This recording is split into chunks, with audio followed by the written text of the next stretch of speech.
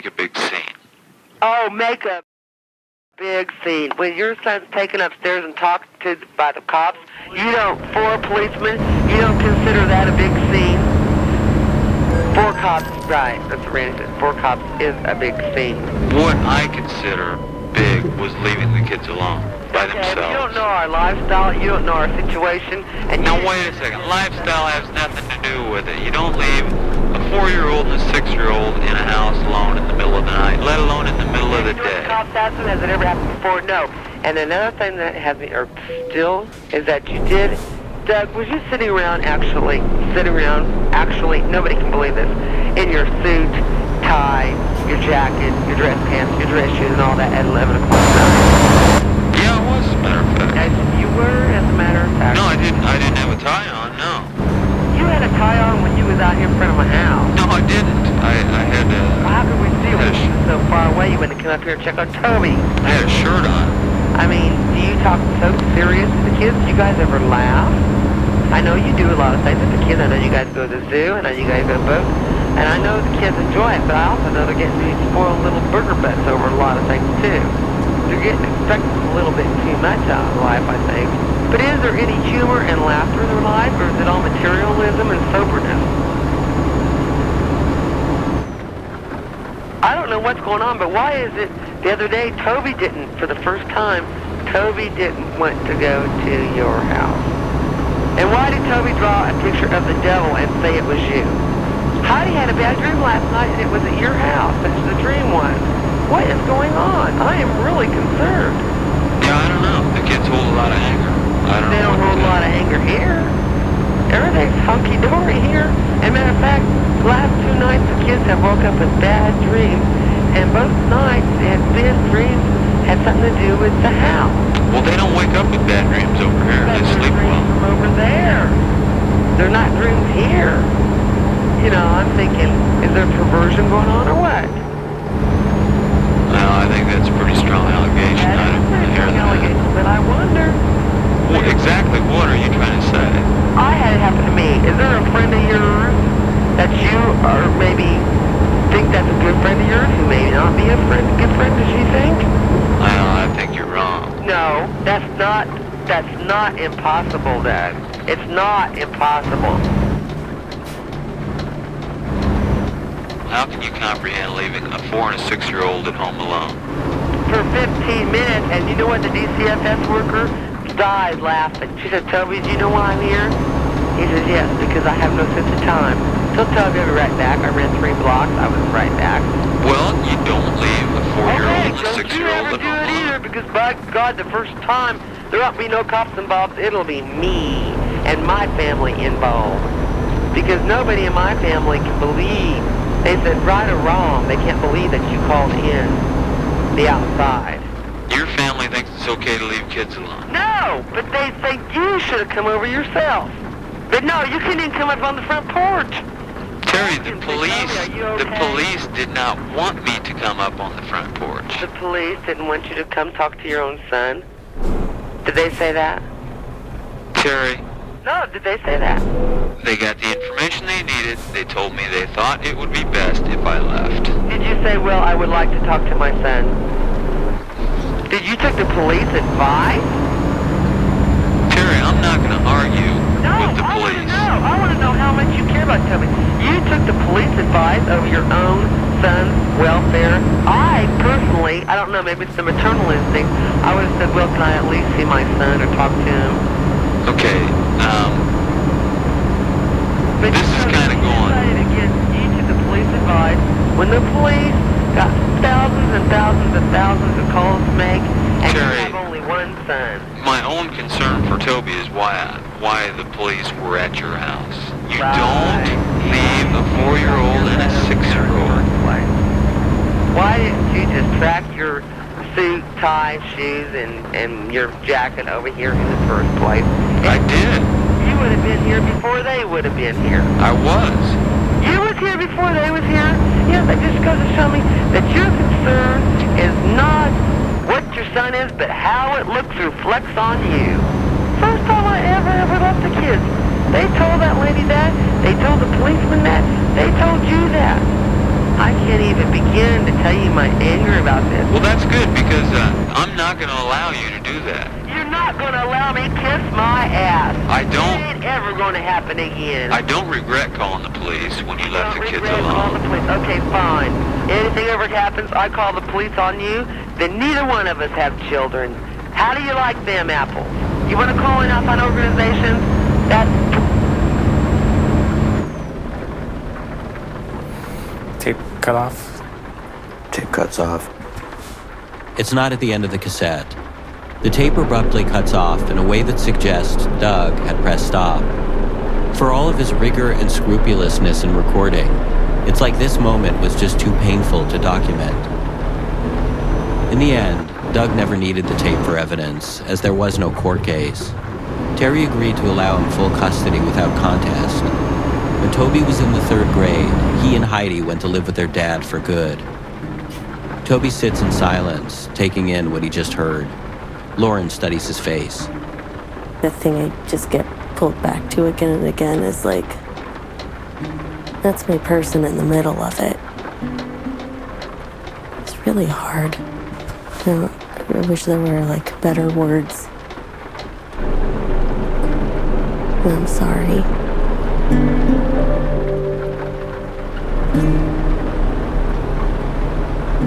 Toby's always been grateful to his dad for taking him out of a bad situation. But hearing this conversation, he says he suddenly understands the extent of what his dad was dealing with and why it might have been so important that Doug remain the stolid one. In the face of so much intensity, perhaps someone had to be. My mom was being awful. She was being pretty awful. Terry and Doug, they were happy. They were happy until she wasn't. This is Toby's Aunt Tracy, Terry's sister. I reached out to her to try to get more context for some of the things Terry says in the tapes. Specifically, Tracy was able to explain the abuse that Terry referenced. My parents' best friends that Mom and Dad ran around with all the time, it was that man, the husband. And Terry never told because she absolutely loved the lady and loved going over there and hanging out with her. She just loved her. It wasn't until well into Terry's adulthood that the truth came out. She called her parents one night and told them what their friend had done to her all those years ago. Her parents didn't know what to do, so they did nothing. Terry's boyfriend at the time convinced her to phone the man's wife.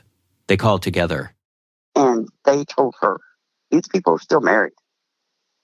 And I guess in a day or two, found out that she had confronted the man and he had committed suicide. Just a few days later, the husband died by suicide. Told her it was true. He committed suicide. Oh my. Yeah.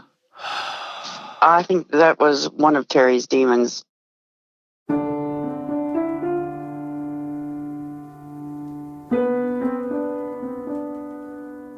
I think that his mom lived with a lot of regrets. I think she died with a lot of regrets. I mean, it's sad. I look back and how sad it is that the kids didn't have her growing up. Anybody that's in addiction don't want to be in addiction. But addiction was always stronger than hers. I believe with my whole heart if she could come back today and go, okay, let's do this over, it would have been an amazing mom.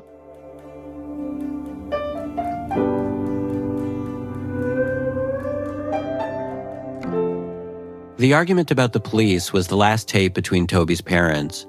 But there are 2 other tapes that were not recorded surreptitiously. They were recorded explicitly for Toby. This is the birth of children.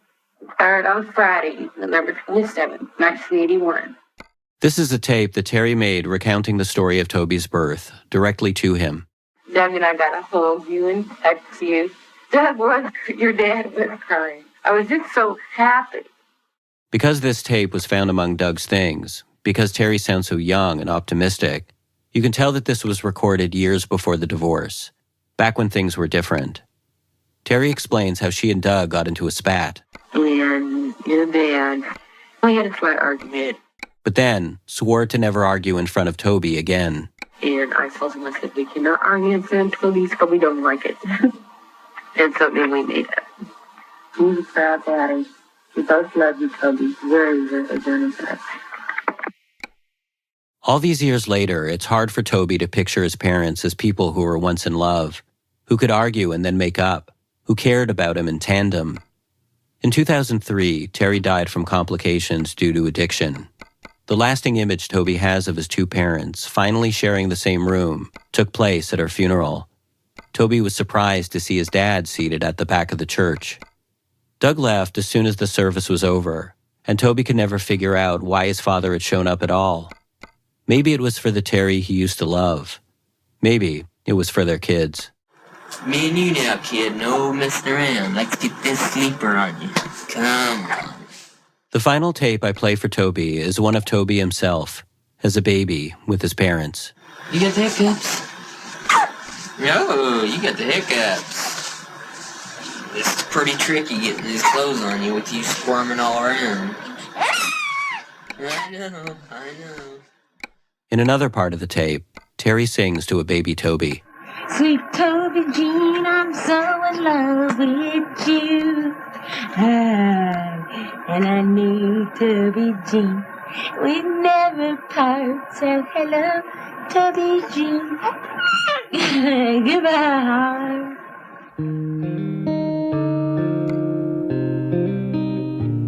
I didn't want to put a kid through what I went through as a kid. Even back when he was just a kid himself, Toby remembers thinking, when I'm an adult, it won't be like this. When I have my own kids, I'm going to do things so much differently. And now he does have kids, a 6-year-old and a 9-year-old. Something that has always been important to me is like stability. That's something I've intentionally built into my life. Yeah.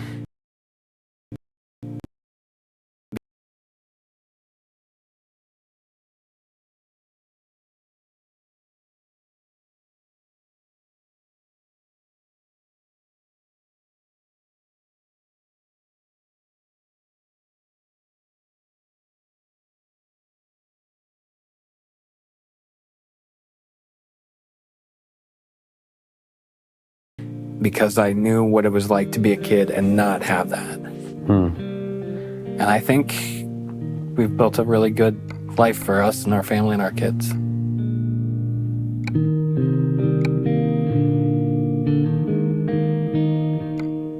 Toby had told me a story from when he was a kid. He wanted to do BMX racing. And you should tell the story, honey. It's your story. Okay. About your dad calling. Yeah, so I wanted to do BMX racing really bad. I'd seen it on TV. I was like, that's the coolest thing ever. I want to do this.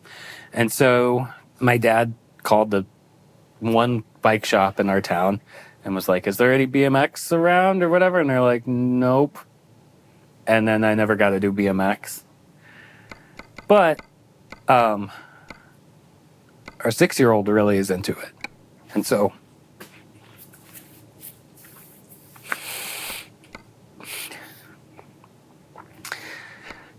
like I've got him a BMX bike at work.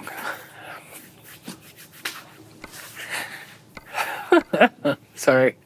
We're like, I'm going to a skate park all the time and he's in mountain bike classes and yeah, doing this stuff for him that like, it's clear to me that my dad went the extra mile in the ways that he could. I want to do that for my kids.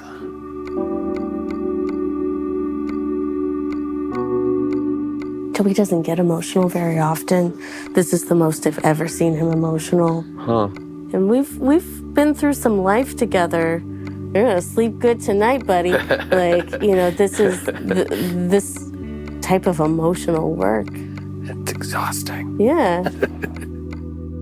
Maybe, said Doug, we'll understand it better when we're older, which is something that people just say. But in this case, Doug inadvertently left something behind to make that understanding possible.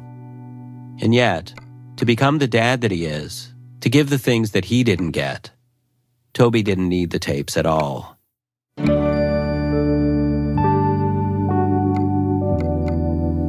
Just really proud of you, Toby. Thank you. Because I know that you feel that way.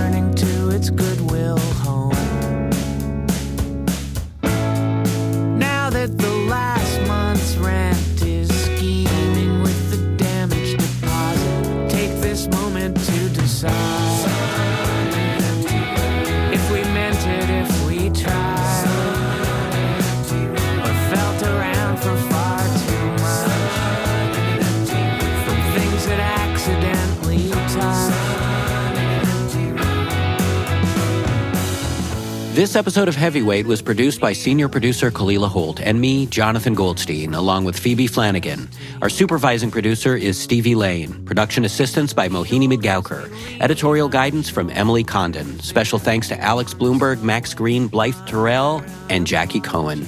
Bobby Lord mixed the episode with original music by Christine Fellows, John K. Sampson, and he himself, Bobby Lord. Additional music credits can be found on our website, gimletmedia.com/heavyweight. Our theme song is by the Weaker Thans, courtesy of Epitaph Records. Heavyweight is a Spotify original podcast. Follow us on Twitter at Heavyweight, on Instagram at Heavyweight Podcast, or email us at heavyweight@gimletmedia.com. You can also follow our show on Spotify and tap the bell to receive notifications when new episodes drop. We'll be back next week with a new episode.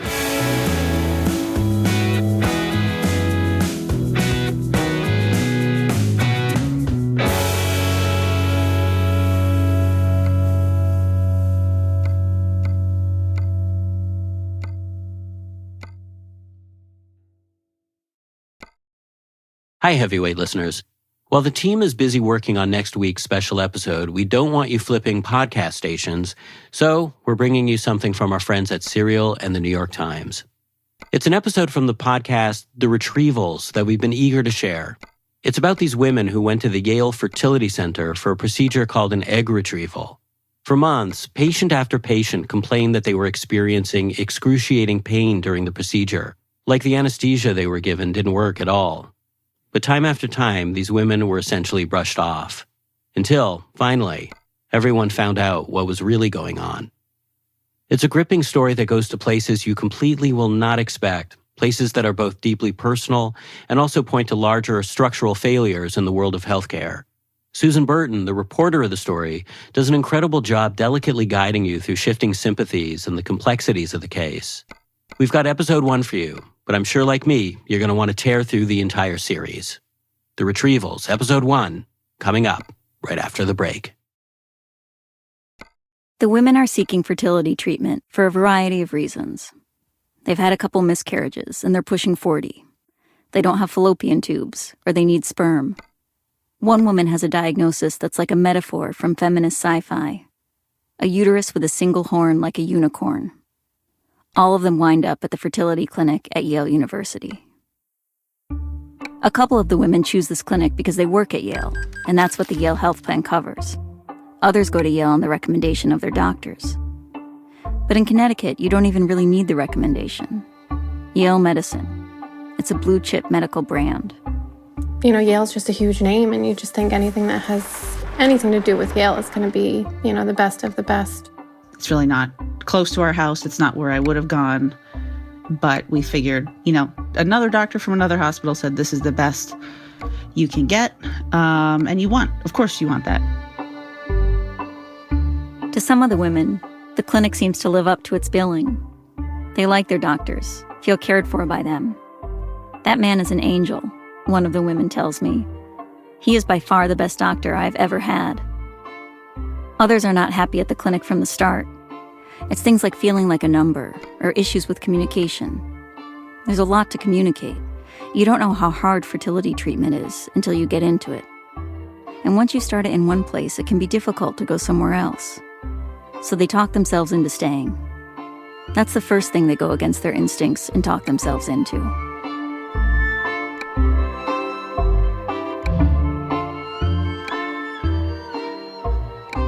The women drive to the clinic before work in the morning for blood draws, and then wait for the afternoon email from their nurse team. You really have to trust your nurse team, one of the women tells me. At this point, she did. The nurse team gives instructions, and the women give themselves shots. These shots contain hormones to stimulate the body to produce eggs. A side effect is emotional volatility. The wind is making me cry, one of the women says. But the thing is, you have to stay calm. Don't get stressed. It's so stressful trying not to get stressed. One woman uses a fertility meditation app called Expectful. She does her guided meditation on the beach. The app plays the sound of waves while the real waves heave in the background. It's absurd, but so much of this is absurd, including the money. There's all kinds of stuff that's not covered no matter what insurance you have. Meanwhile, your ovaries enlarge, and you get so bloated that your abdomen feels like bricks.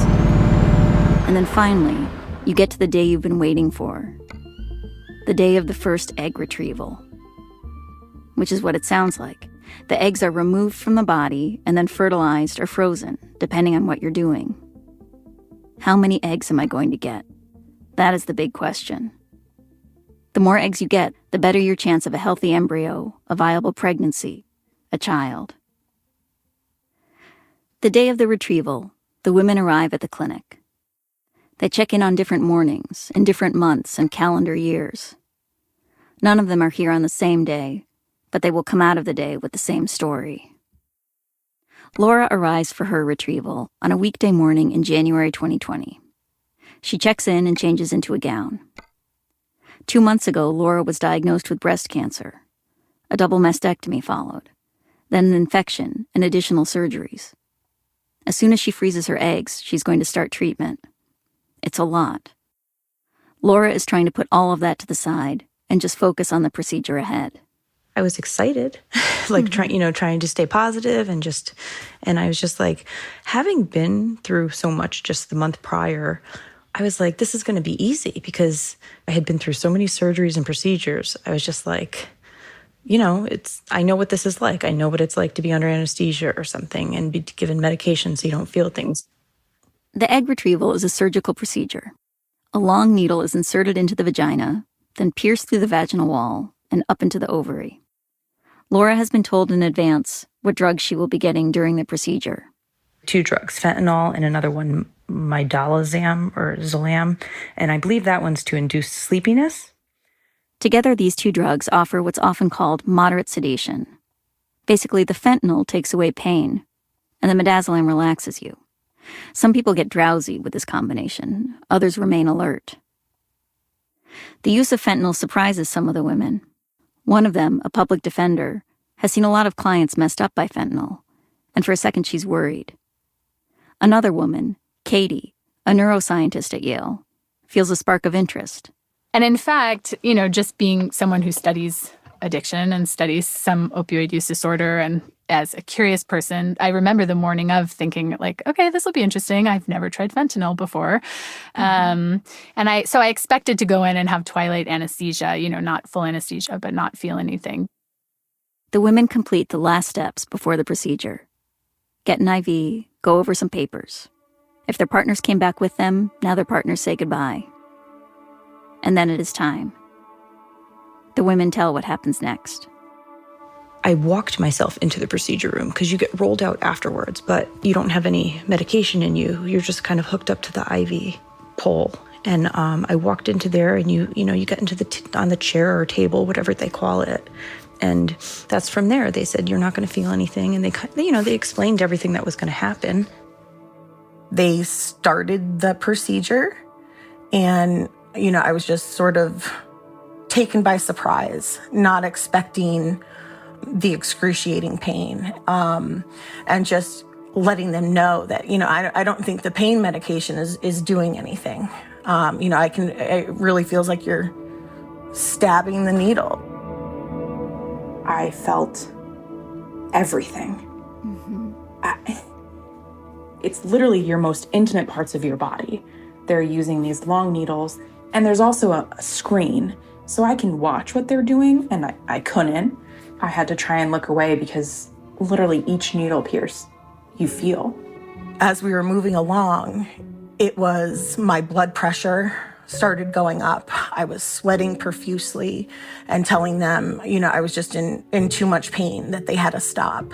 At that point, I remember them giving me more of the pain medication and me saying, it's not making a difference. A nurse coming over and putting a wet towel on my head and another nurse holding my hand and them comforting me and saying, you're going to be okay. The nurse who she was at the top of my body, kind of at my shoulders, wiping the tears away and helping me kind of hold my breath to keep myself still so that the doctors didn't slip with the needle, and just telling me that I was going to be okay, that I was going to get through it. And up until that moment, I'm so excited, like, oh, I have 24 follicles. Like, this is great. Like, I'm going to have a great egg retrieval. And then you're like, oh my God, I wish there was only one. Like, everything was counting on that retrieval. And that's how it feels. Like, the weight of, your world. My partner and I, she's counting on me to be able to get through this and to have this successful retrieval. And all I'm feeling is, oh my God, I need it to stop. Is this worth it? And, your feet are in the stirrups and, you're supposed to be laying on the table. But I remember tightening up and just trying to relax my body so that they could do what they needed to do, because I was so tense that, like, my bottom was almost off of the table.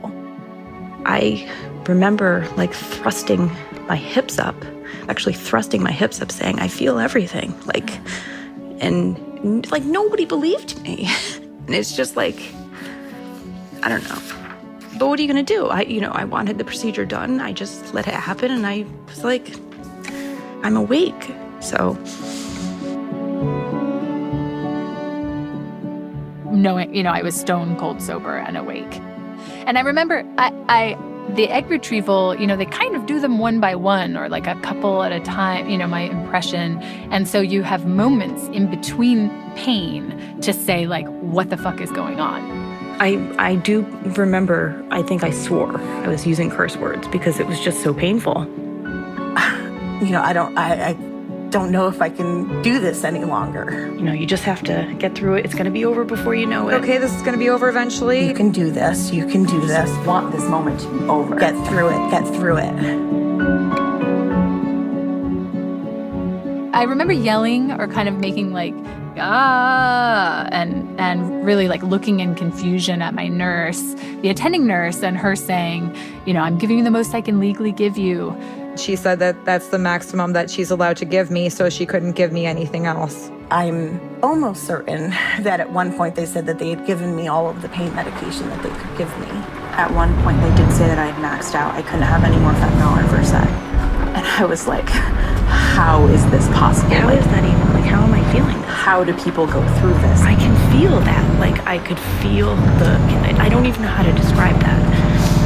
Like, you can just feel them inside of there. As a woman, we've all been through things, with those kind of doctors and stuff. But, like, this is just a pain. It's, like, hard to even explain what it felt like. This is hard to do, but could you describe the pain that you felt? Oh, gosh.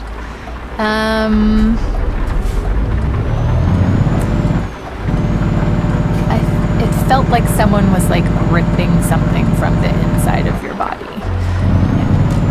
Which is what they were doing. Yeah. That's what it felt like. Yeah. Oh, I'm sorry.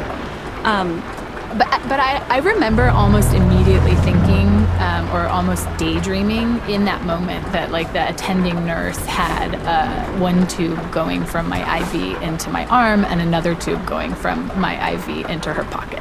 Like, it occurred to me almost immediately that the nurse was stealing the fentanyl. And I remember telling my friends, after the procedure, my friends who were aware of what I was going through, but who are also colleagues at Yale in addiction research, I remember telling them, like, the nurse is stealing the fentanyl. Because it seems so obvious to me. I mean, fentanyl is the most diverted drug in medical settings. It's like a now major driver of the opioid crisis. And it was just really easy to imagine that someone with access to, poorly controlled fentanyl would be abusing it. That's so fascinating that's the image that raised itself up for you, because it is so evocative. Because it is so evocative. And also because it was true. A nurse at the clinic was stealing fentanyl. Not Katie's nurse, not the tube in the pocket. But a nurse at the clinic was stealing fentanyl and replacing it with saline. She did so undetected for months, which meant patients weren't getting fentanyl in their IVs. They were getting salt water instead. Drug-addicted former nurse is sentenced for a crime that caused unbearable pain to dozens of women. The nurse stole drugs and then replaced them with saline solution. nurse admits that she swapped out anesthesia drugs for salt water, causing excruciating pain to women during infertility treatments. It happened at a top-rated center affiliated. Story about the extremes a fertility nurse struggling with drug addiction took to get her fix. A federal investigation determined that as many as 200 patients may have been victims of this substitution over 5 months in 2020. Lawyers for some of the patients believe the real number is higher, and this went on for longer. I've talked to a dozen patients who believe they were victims of this. 11 of them are plaintiffs in a lawsuit against Yale, and their lawyers were present when we spoke. When I started doing these interviews, I was struck by the echoes in these women's stories. To me, it sounded like a chorus of women saying, "Something is wrong here," again and again. The patients wondered how the clinic could have failed to detect this, and the conversations I was having made me wonder that too. And then I began talking to other people, staffers who'd been there, and I learned about what went on behind the scenes. The staffers I spoke to were horrified by what the patients had experienced. They were grappling with their own questions about how this had happened, about what had gone amiss. The patients didn't know why they were in pain. Their doctors didn't know either. And in the absence of information about the true cause of the pain, people came up with stories to explain it. The patients constructed stories about why they felt pain. Staffers at the clinic came up with theories too. Eventually, the nurse would tell her own story about the pain, which would launch a whole new set of stories. The ones her friends and family would come up with. The one that would get argued in court. The one Yale would tell. And all of these stories revealed something about women's pain. How it's tolerated, interpreted, accounted for, or minimized. In fertility treatment, you evaluate the outcomes by whether you wind up with a baby. That's the metric by which success is measured. It all went well if you leave with a live birth. The outcomes here are a lot more complicated. For everyone. From Serial Productions and the New York Times, I'm Susan Burton, and this is The Retrievals. This is episode 1, The Patients.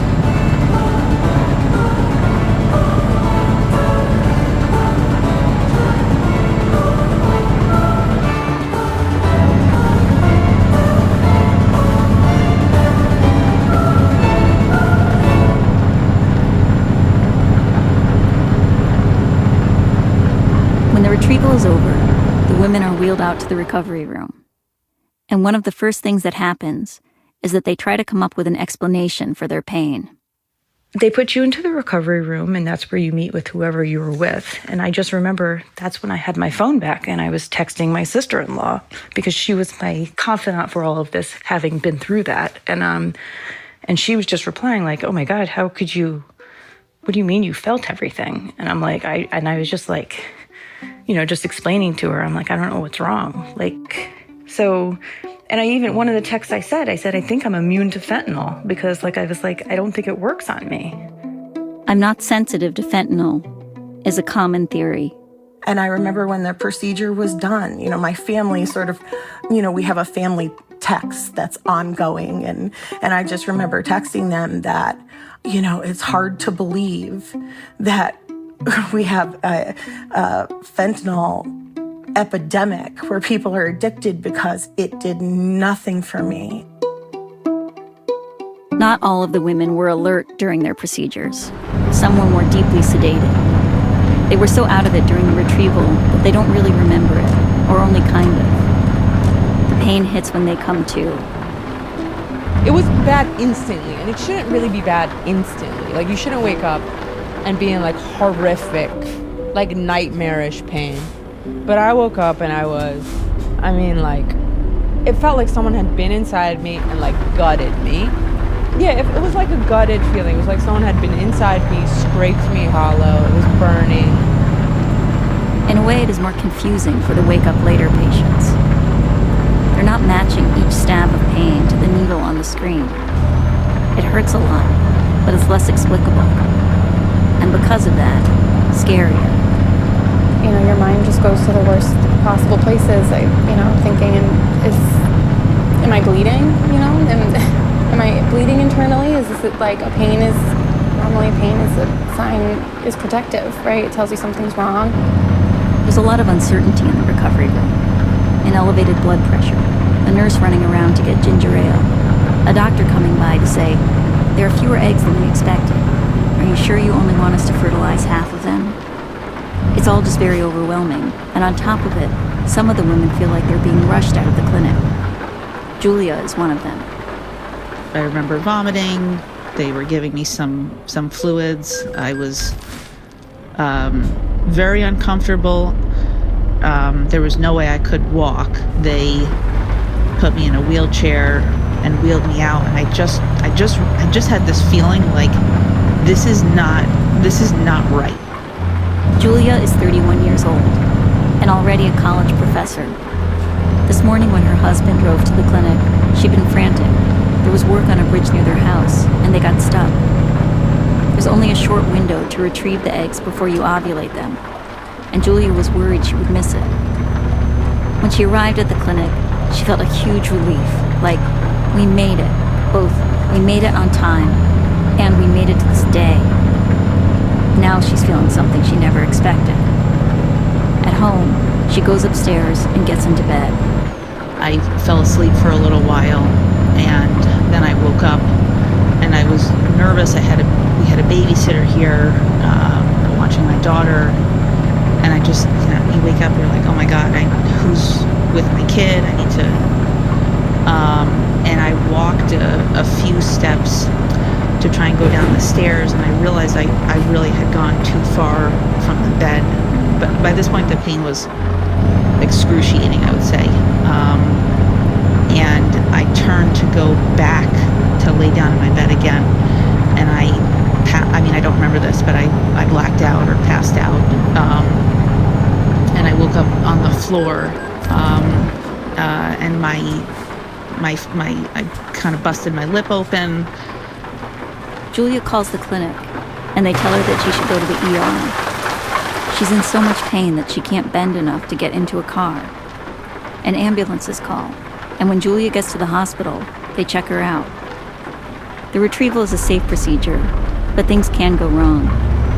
Your ovary can strangulate. A major artery can get punctured. But none of the obvious things are wrong, and nobody can explain what is. Back home over the weekend, Julia calls the on-call doctor at the clinic multiple times. By Sunday, I sort of got the sense I was annoying him. Julia keeps waiting for a call from her official doctor. By Tuesday, she still hasn't heard from him. It was impossible for me to understand how he hadn't called me by this point, but I called his office on Tuesday, basically, saying, I need to talk to you. I wrote down what he said, and I've kept this note since that time. He said he was not alarmed, but perplexed and surprised at my experience. Those words, I guess, ring pretty hollow now, right?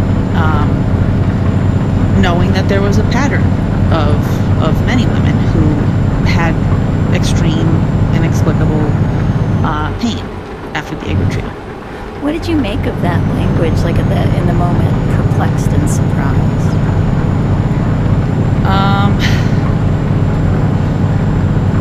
It was, I guess,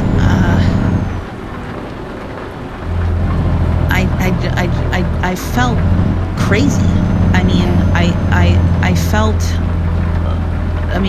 by this point, I'm asking myself, like, am I being difficult? You just question your sense of self, like your ability to assess your situation rationally, which is very disconcerting when that happens, because at least at the end of the day you have that, right? You start thinking about your whole life, right? Like, I'm a pretty high energy person. Like, I take care of a toddler. I have a PhD. I have a job. Like, I run marathons in my free time. Like I'm not, you know, like you have all these parts of your life that make you feel like, that give you this sense of like who you are. And then I just felt like they were treating me like I was like nuts, you know, for still, you know, being in pain and just having what I would call a difficult time. You know, I just left the office, crying, you know. I just felt like nobody cares. That's the way I would describe how I felt in the days after. Like nobody gives a crap that this was so hard for me. In the days after the retrieval, other patients live out versions of the same story. They also call the clinic. They ask, is this normal? They say, the Tylenol isn't helping. At home, they're laid up on the couch. They can't pick up their toddler. They wonder if they really should have scheduled themselves for a shift the next day.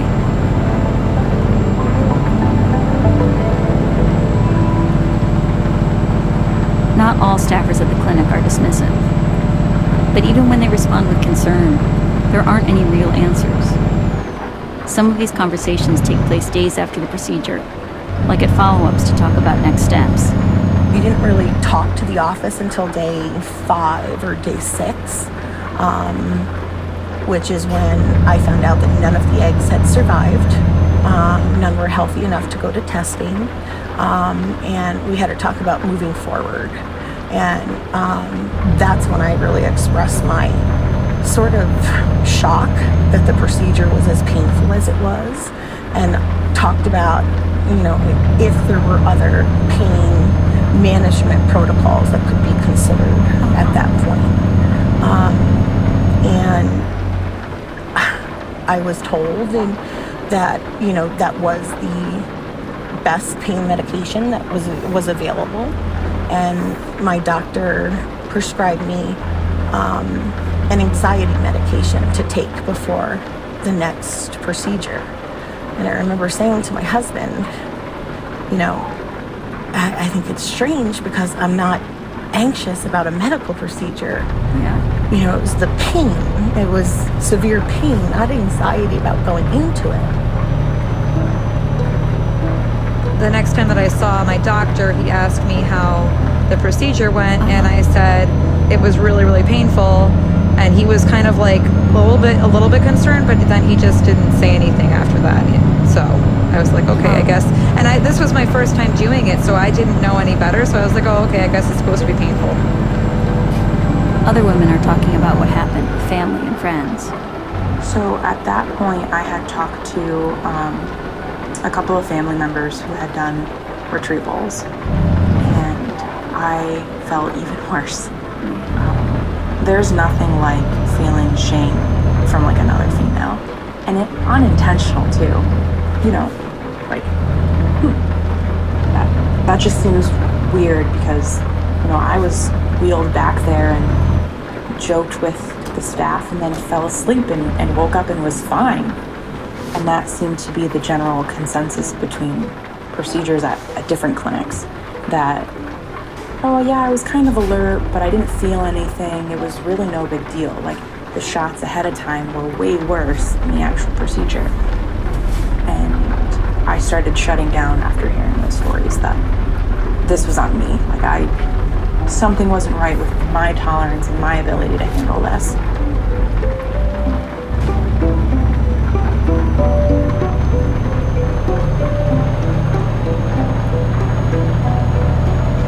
The women are already settling on their stories about what happened to them. I'm immune to fentanyl. It's my fault. It's supposed to be painful. The clinic tells patients that they may experience mild discomfort. But now some of them have recalibrated their expectations, including Lynn, who will have 8 retrievals at the clinic. All of them will cause her excruciating pain. You know, again, hear about IVF and how tough of a process it is, mentally and physically. And, you know, I just thought this is what I have to do, this is what I have to do. And sort of just thought, this is what women go through.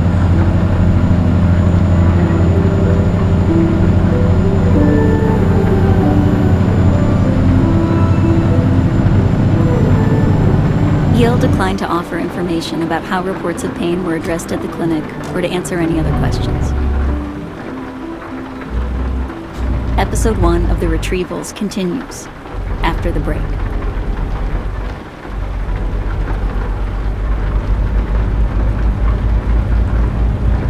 Of the 12 patients I spoke to, most are white. The one black woman in the group was often the only black woman in the clinic waiting room. Everyone in the group identified as a woman. While a couple of them were pursuing pregnancy for the first time as they neared 40, most did not fit that stereotype. Most were married to men, one to a woman. That patient would provide the eggs, and her wife would carry the pregnancy. Her wife presents as more stereotypically masculine, doesn't wear women's clothing, and at first family members were like, "Are you sure you want to do it this way?" Yes, they were sure. One was doing this on her own at 41, after the end of a long relationship. Another left her boyfriend partway through the process, and then fell in love with the new guy at the office. One was born in Iran and came to the US as a refugee. Another grew up in Jamaica. One had what she described as a horrible childhood. She essentially had to raise herself. Another longed to have a second baby, because she was so close to all of her siblings. One had type 1 diabetes and was used to everyone always attributing all medical issues to, "Oh, it's your diabetes." All of them worked.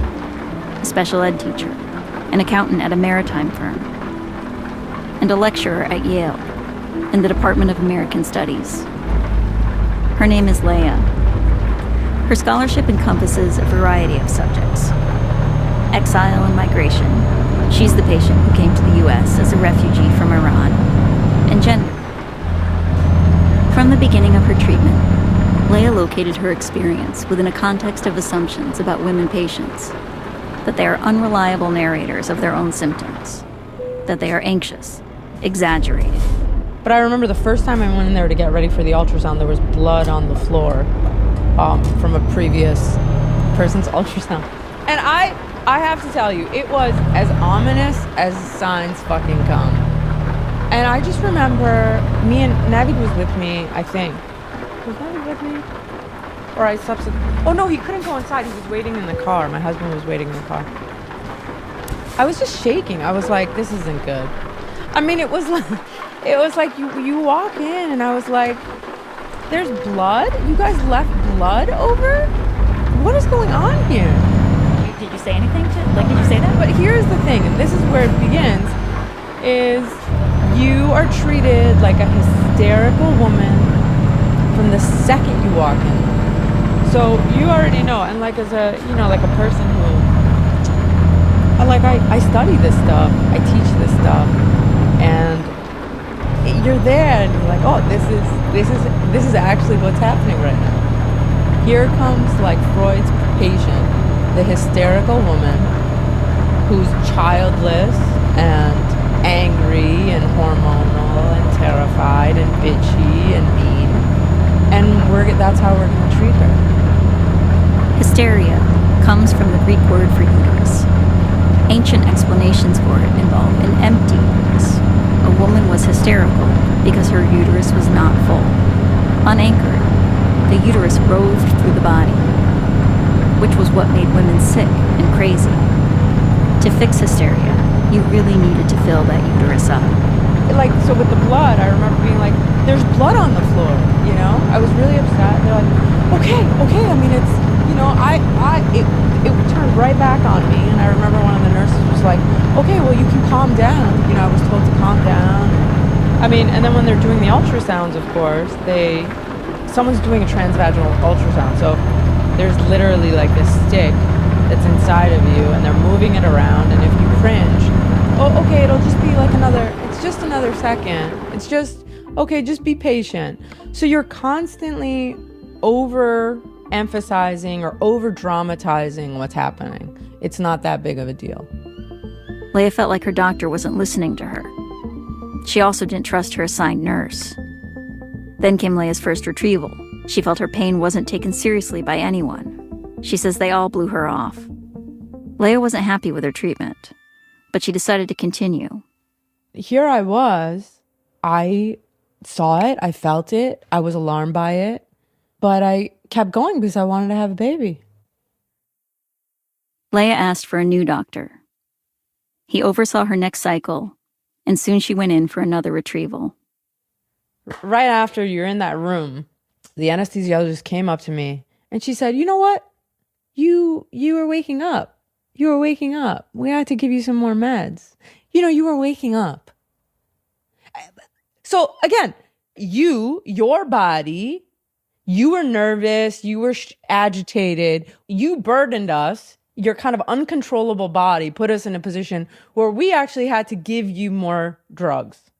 You were waking up, so we had to give you more fentanyl. And I was like, oh. But again, to them, I'm this woman who's already like on edge. I already left the doctor because I didn't like the doctor. So the other physicians and the other nurses all know this about me.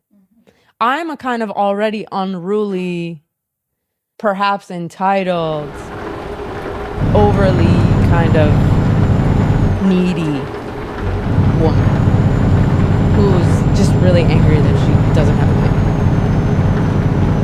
There's a balance you have to strike as a woman patient. You have to complain just the right amount to be taken seriously, but not so much that you seem shrill. Still, your pain is more likely to be underestimated than men's. Black women are more likely to have their pain ignored, no matter what they do. All of this we know from the literature, and also from life. In my life, I've been the kind of patient where if I've ever spoken up, I felt like I need to be obsequious later to protect myself. That is what I felt I needed to perform.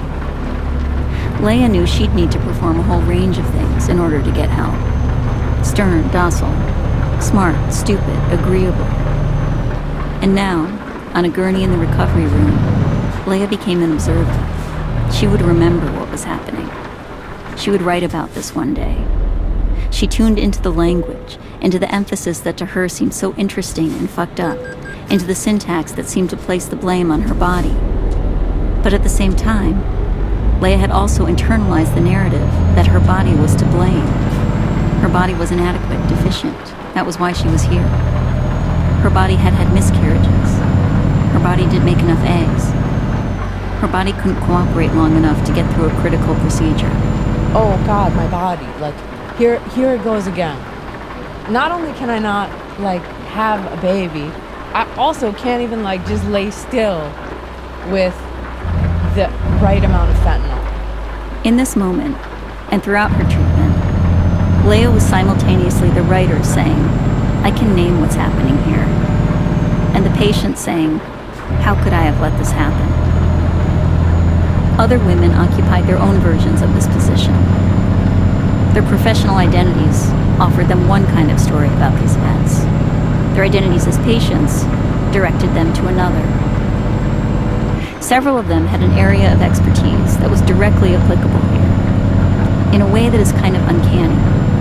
For example, there are multiple patients who work in healthcare, including one who's designed systems for the safe storage of medications. There's a nurse anesthetist. She thought the anesthesia was the one part of fertility treatment she wouldn't have to worry about. And of course, there's the addiction researcher, Katie, who had the prophetic fantasy. What's unique about you is that not only did you know something was wrong, you knew exactly what was wrong. I did. Yet still, you constructed like this other narrative to explain it. Yes. Like other patients, Katie had expertise that gave her knowledge. But she and others pushed that knowledge aside. They decided not to know what they knew in order to keep going. I wanted Katie to lay out the path to that cognitive dissonance. I wanted her to explain exactly how she got from one story to the other.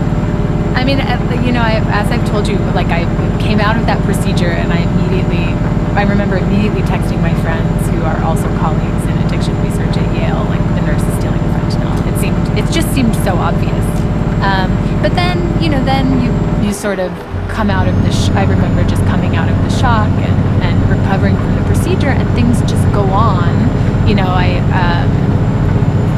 no one is addressing the fact that I was sober during the procedure. And I remember violently shaking in recovery from like the shock. I don't know that that's related to having the procedure with or without fentanyl, but that's how my body responded. And my nurse was there, and I remember her saying, I think something like, I think it was so painful because we got so many eggs. And so it was just sort of this like positive kind of false narrative about what had happened. And so then, you know, I think I coped by coming up with an alternate explanation, which was that I do remember waking up during having my wisdom teeth being pulled when I was a kid, to the nurse saying, shit, and then, you know, giving me more drugs, putting me back under. So, you know, the other explanation for me was that maybe I'm not sensitive to certain opiates. You know, and I remember also that kind of became my narrative with, you know, my friends and colleagues kind of remember me sort of switching to that narrative and saying like, well, maybe you're not sensitive to fentanyl. So I started to kind of tell myself a story about my pain, just try to understand, you know, it's a way of just understanding my experience, and thinking, yeah, maybe this is what happened. The story becomes a way not only to explain pain,